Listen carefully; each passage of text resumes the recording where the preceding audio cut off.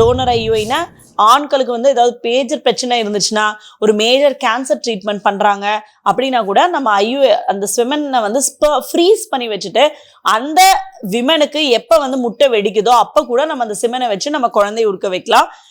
ஏதாவது மேஜர் பிரச்சனை இருக்கு அப்படின்னா நம்மளுக்கு ஒரு டோனர் ஹஸ்பண்டை கூட நம்ம வாங்கி ஒரு ஸ்பெர்ம் பேங்க்ல இருந்து நம்ம ஸ்பெசிமன் வாங்கி கன்செப்ஷன் பண்ண வைக்கலாம். இப்ப இல்ல மேடம் எனக்கு வந்து அணுக்கள் கம்மியா இருந்தாலும் என்னோட ஸ்பெர்ம்ல தான் குழந்தை வேணும் அப்படின்னா இக்ஸி அப்படின்ற ஒரு நவீன முறை இருக்கு. அது வந்து இன்ட்ரா சைட்டோபிளாஸ்மிக் ஸ்பெர்ம் இன்சர்ஷன் சொல்லுவோம். இதுல என்ன பண்ணுவோம்னா நமக்கு ரொம்ப குறைவா ஈவன் 1 or 2 மில்லியன் ஸ்பெர்ம்ஸ் இருந்தா கூட நம்ம அதுல இருந்து ஒரு ஸ்பெர்மை மட்டும் எடுத்து 1 or 2 ஸ்பெர்ம்ஸ் மட்டும் எடுத்து இக்ஸின்ற ப்ரொசீஜர் பண்ணலாம். இப்ப ஐவிஎஃப்ல வந்து இன்னும் யூட்ரஸே வந்து இல்லாதவங்களுக்கு எப்படி பண்ணலாம் அப்படின்னா டோனர் ஓமை மட்டும் அவங்களுக்கு எடுத்து சரகசி வழியா குழந்தைய வந்து உற்பத்தி பண்ணலாம்.